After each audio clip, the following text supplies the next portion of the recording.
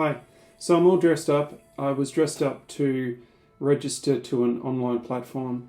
So I thought, why not record a video while I'm all dressed up?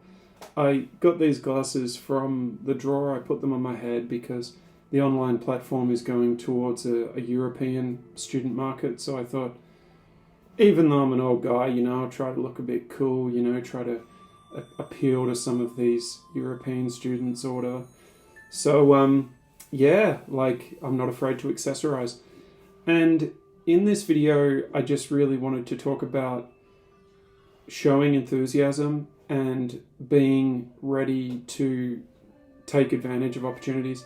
So I was checking a Facebook group, and the Facebook group said something about online teaching, $20 an hour. I did the quick conversion, and I immediately got dressed, shaved, and tried to look presentable, and registered with the platform. Now, how many platforms have I registered with and nothing's come of it?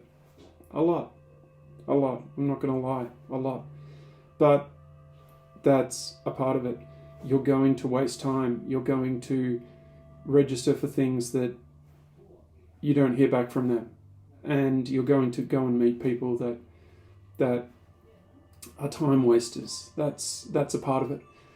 But having an attitude of, I'm trying to do something, trying to find work, trying to make money in different ways, that is what is important. The attitude is important. If you have an open attitude to finding work will magically come to you. I mean, that's one of those new age kind of beliefs or it's an old belief as well, that we can visualize what we want and we can then get it. So the other thing I wanted to talk about is I have actually started to, legally, it's all in place to be able to do it legally, but offering a way for international students, providing a service to international students to study in Australia and New Zealand. So just helping them with their applications and making it easy for them in terms of documents. I have a Chinese partner, and I don't know if I'm going to make any money out of this, but it's just something that's worth trying. It's always worth trying something. And even if you don't succeed, it's still great to try. It's still great to try because you learn from trying. I could make a video and I could talk for an hour about all the things I've tried and all the things that didn't work out. And I could talk for 5 minutes about all the things that have. But those things that didn't work out, they taught me something. They definitely always teach you something, even if it's a bitter lesson about your own limitations or that you need to research more or something like this. Now, with this university thing, this university project, I do have a very good relationship in Australia that can help with difficult cases, and he would obviously be getting a slice of the pie as well.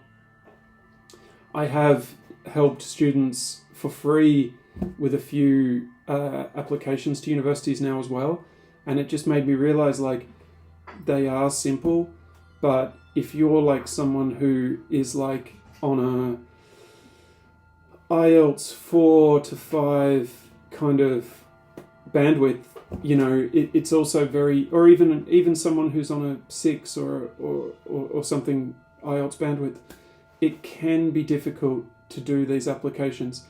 It is easy. It is easy to make mistakes. And the other thing is a service. I tidied up my chest of drawers there, but before I tidied it up, guess what? There was a coffee cup on there.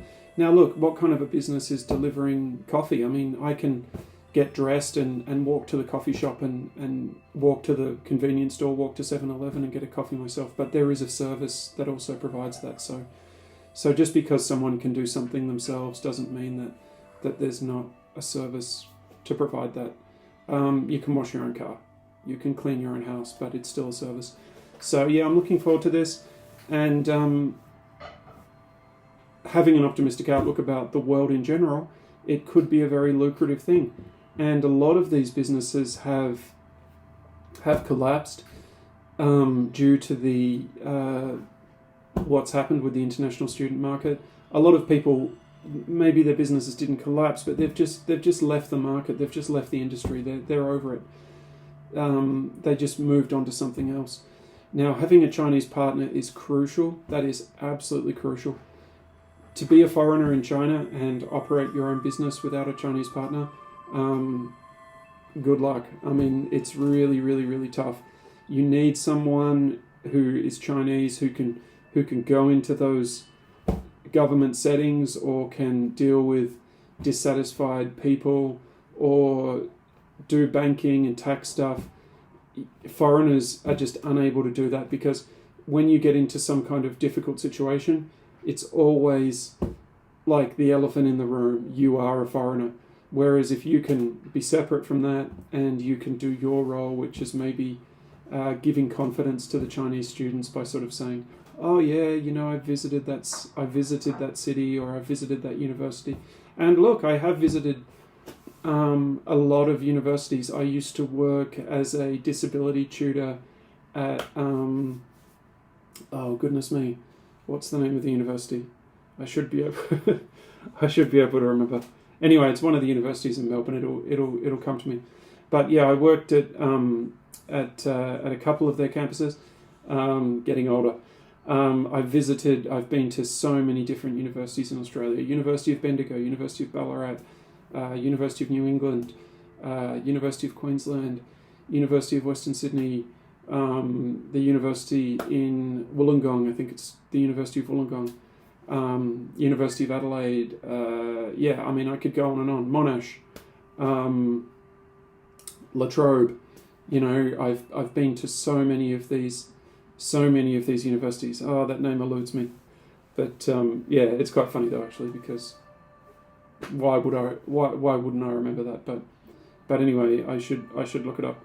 But anyway, you know, so having that experience, so that's what I bring to the industry. That's what I bring to the business is that confidence that I can sort of say, oh, you know, you can enjoy living there and it's a good place. And I even recall a lot of the tram numbers, a lot of those kind of details, train stations, all that kind of stuff. And it just gives the students confidence, hopefully. And that will be my part of it, as well as dotting the I's, crossing the T's, and making sure that their application is as perfect as possible.